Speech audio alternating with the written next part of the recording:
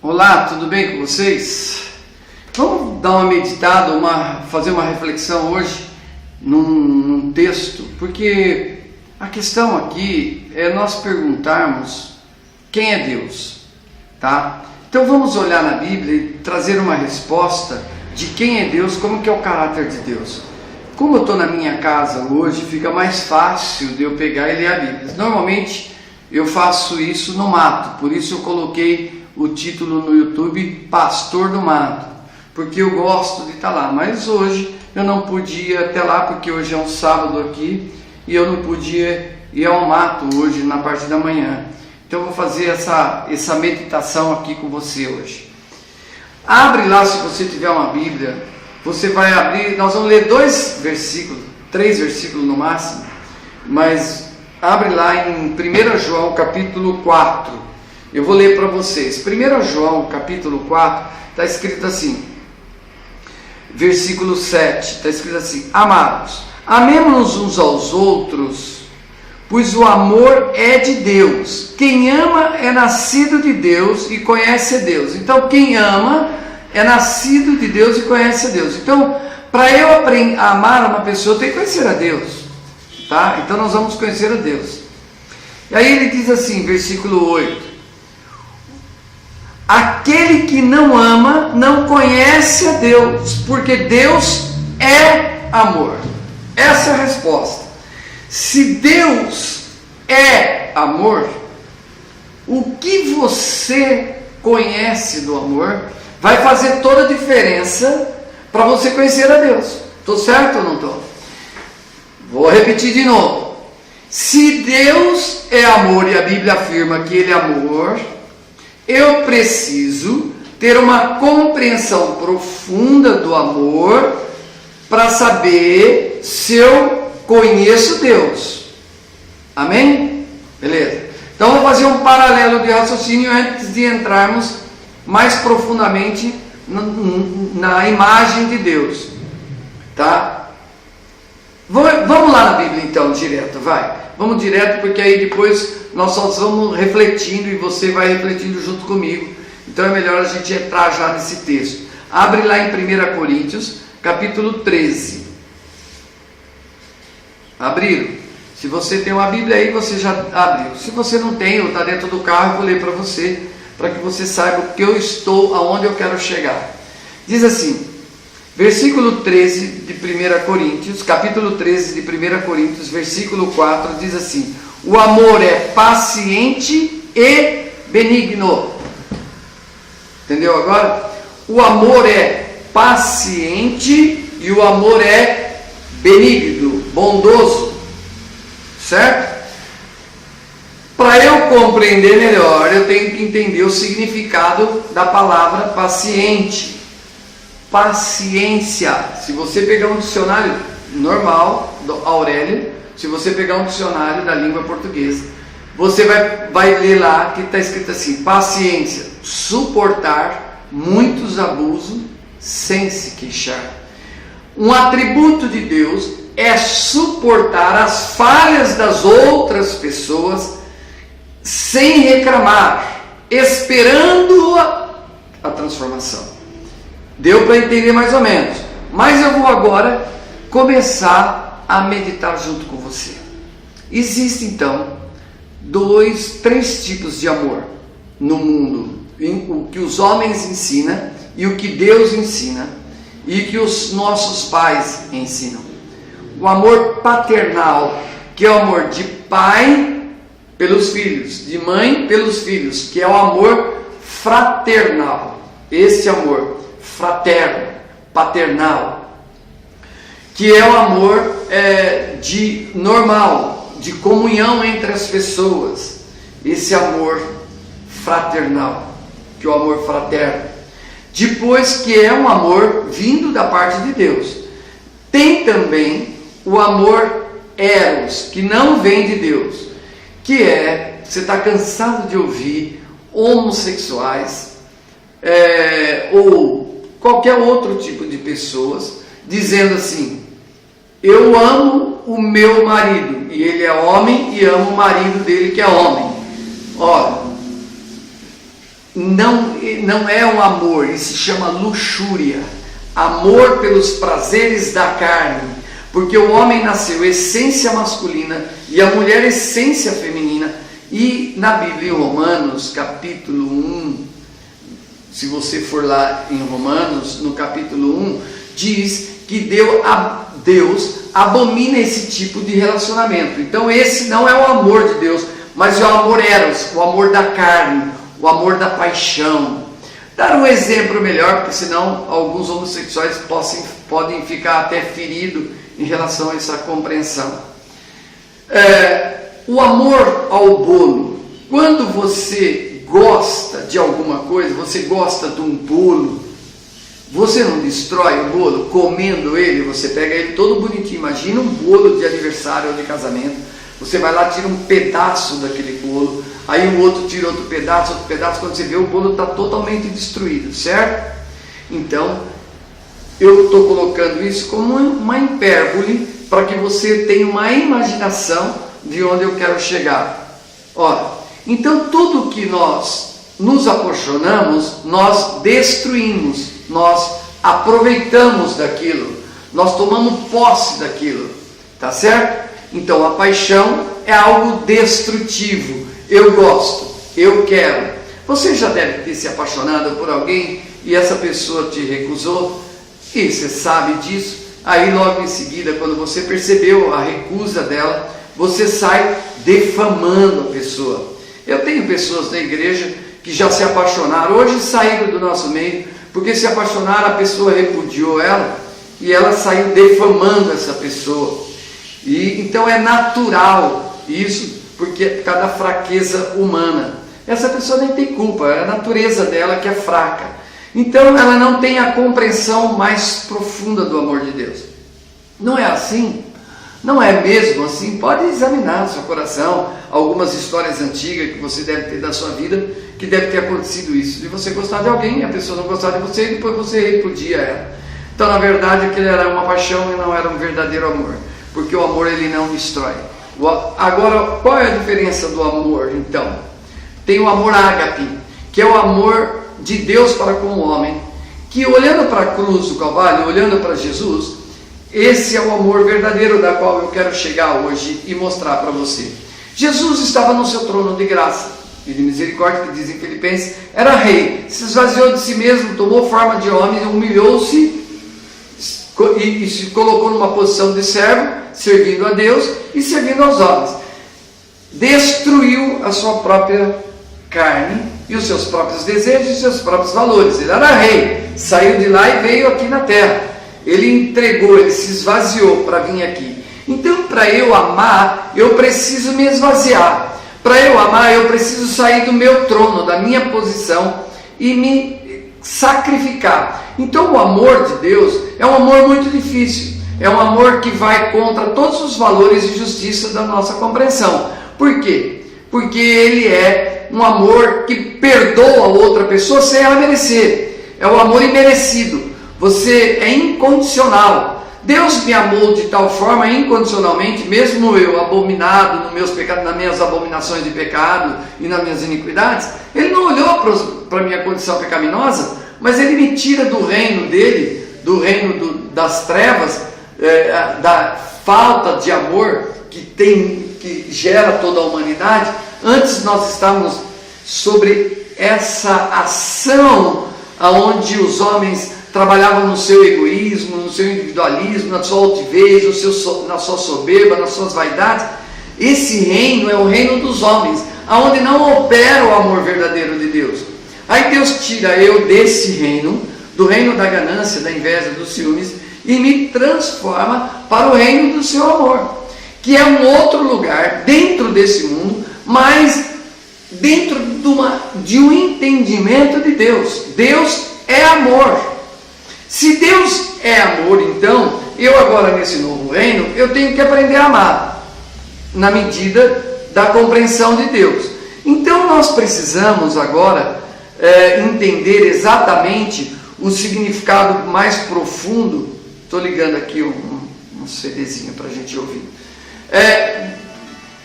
Nós temos que ter uma compreensão mais profunda desse amor. Este amor que eu estou falando para você é um amor que poucas pessoas vão buscar. Por quê? Porque ele é sofredor. Esse amor, ele nos fere. Esse amor, ele nos machuca. Este amor que eu tento ensinar para as pessoas, que é o amor de Deus. Deus sai do seu trono e se fere na cruz do Calvário, dando-nos o exemplo do amor. Ele era o amor sacrificial, o amor de Deus sacrificial na cruz do Calvário. Ele se doou para mim e eu não merecia essa condição. Eu vivia numa condição pecaminosa. Deus me amou de tal forma que me resgata pelo amor. Nós estamos sendo resgatados de uma compreensão de paixão ou de amor eros, ou até mesmo de amor fraternal, por um amor ágape, que é o amor de Deus, que é o amor incondicional. A Bíblia diz em 1 Coríntios capítulo 13, eu vou ler o versículo 7, que fala com mais profundidade para nós continuarmos esse assunto. Ele diz assim, em Coríntios 13, versículo 7, diz assim: o amor tudo sofre, tudo crê, tudo espera e tudo suporta. Olha aí, o amor é sofredor, o amor é paciente, ele espera a outra pessoa ser transformada com resignação, com paciência. Este é o amor de Deus. Por isso é muito difícil compreendermos a Deus. Porque Deus fala assim: amai o meu reino e a minha justiça. Buscai o meu reino e a minha justiça. Qual é a justiça de Deus? Normalmente eu e você temos uma compreensão de justiça de olho por olho, dente por dente. Não é? Se alguém me bate, eu revido. Se alguém fala mal de mim, eu paro de andar com ele. Se alguém me repudia, eu também repudio ele. E assim por diante. Nós andamos na lei da nossa justiça. Então é difícil compreender a justiça de Deus. A justiça de Deus não é a vingança, não é aquilo que nós merecemos, é aquilo que nós não merecemos. A justiça de Deus é nada mais do que o perdão. O perdão é a justiça de Deus. Entende agora? Se você está perdoando a pessoa que não merece, naquele momento você está amando. Naquele momento está nascendo e sendo aperfeiçoado em você o amor de Deus. Nós estamos sendo aperfeiçoados no amor de Deus. Está escrito em João também. Nós somos chamados para ser aperfeiçoados no seu amor. Pode ler João 2, versículo 5. Nós estamos sendo aperfeiçoados nesse amor. De perdoar, de suportar, de sofrer pela outra pessoa, de ter misericórdia.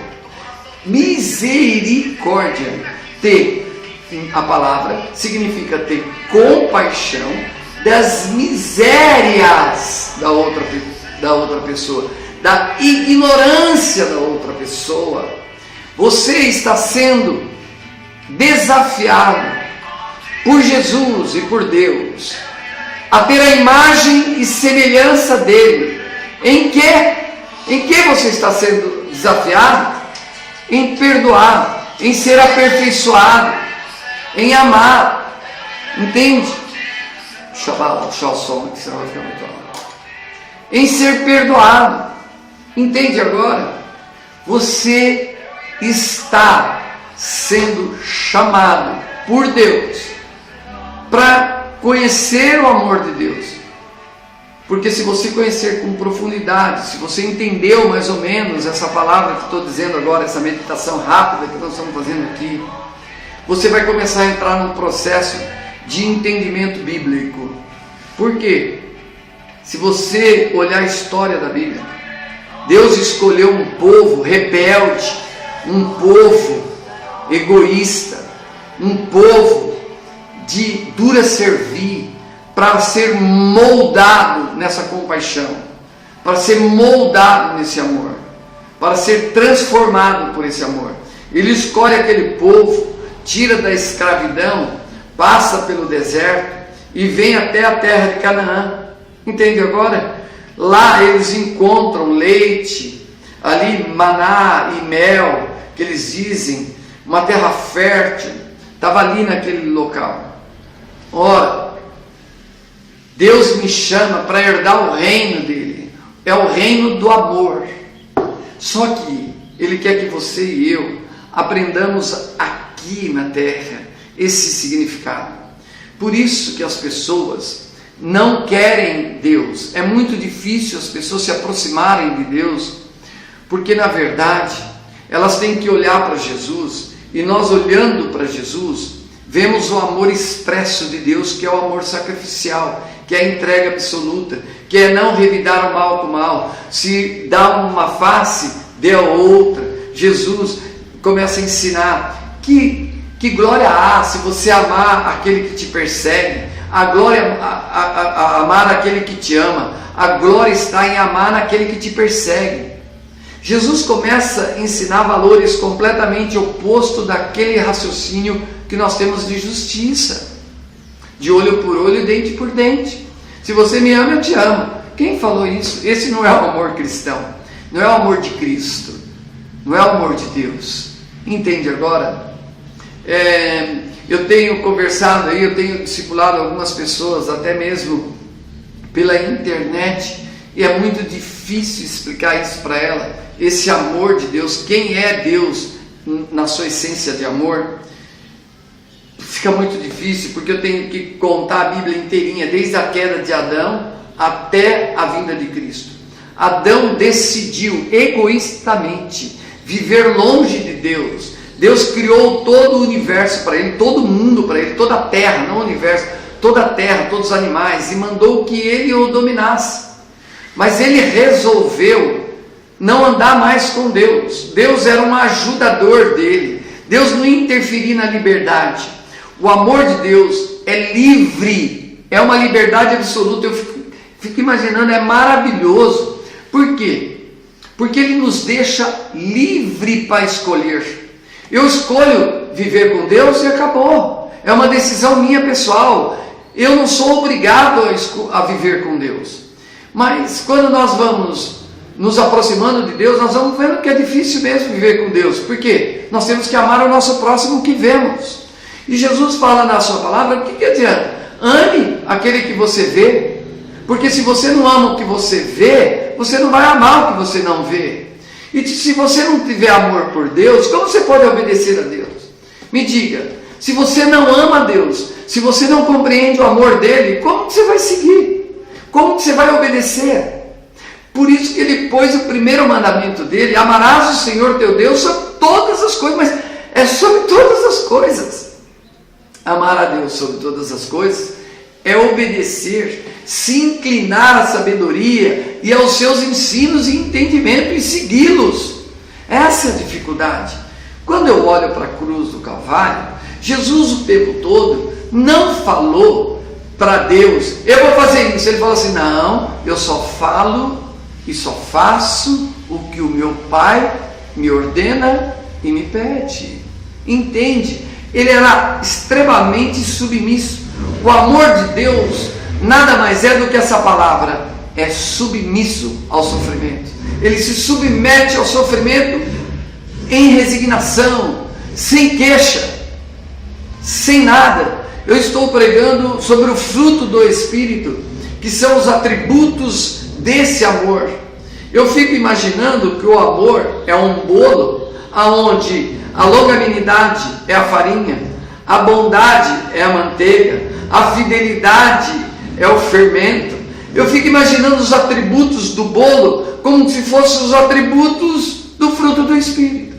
Quando eu conheço o amor de Deus, é como se eu já visse o bolo pronto para eu comer. Entende? Como que eu posso fazer um bolo sem farinha, sem leite, sem os ovos, sem o fermento? O amor é o fermento desse bolo. É ele que traz todos os ingredientes necessários para que eu seja aperfeiçoado à imagem de Jesus. A imagem de Jesus vai ser refletida na minha vida quando eu amar as outras pessoas. Não é quando eu pregar, não, sair daqui louco pregando para todo mundo, não. É quando eu me tornar amigo daquele que me persegue. Por isso que na tribo de Judá, eu gosto de pregar para jovens, porque as suas mentes são menos corrompidas do que a nossa, mais velho, e eles se entregam com mais verdade, eles são mais verdadeiros. Para você ter uma noção, na minha igreja eu tenho 90 jovens e 30 adultos, mas a maioria é jovens, porque os jovens, eles têm um coração menos ferido, menos machucados, menos traumatizado. Eles não são tão maliciosos como eu e você. Eles são mais puros, eles são mais genuínos. Eles, quando estão com raiva, eles estão com raiva. Quando eles amam, eles amam. Os caras são loucos. É de 0 a 1000 em um segundo. Você que lida com jovem, você que é jovem, você sabe. Uma hora você está lá em cima, outra está lá embaixo. É uma queda absoluta. E eu tenho aprendido muito mais com jovens do que com homens da minha idade. Então eu gostaria que você meditasse sobre essa palavra hoje, que se você está vivendo o amor de Deus, se você está vivendo o amor de Deus, fique onde você está, ame as pessoas onde você está, fique. Por isso, se você mudar da tua igreja para a minha igreja, ou para andar comigo, não minha, porque a igreja é do Senhor Jesus, mas se você mudar de ministério e vier para a tribo de Judá, você vai passar num funil, olha, é muito estreito. Sabe por quê? Porque nós temos ali 90 pessoas sendo convertidas, saindo dessa condição animal, dessa condição humana, carnal, para o reino do amor de Deus, sendo transformado dessa para essa, e eles estão impuros ainda. E aí você vai ter que amar essas pessoas, e demora para restaurar o caráter, demora 10 anos, e aí eles vão restaurando, e você vai vendo defamações, facções, e aí você, como pacificador, porque os pacificadores são os filhos de Deus, você vai ter que ir pacificando, ensinando, e aí você precisa amar, ter paciência. Por isso que talvez na tua igreja não tenha tanto jovem. Por quê?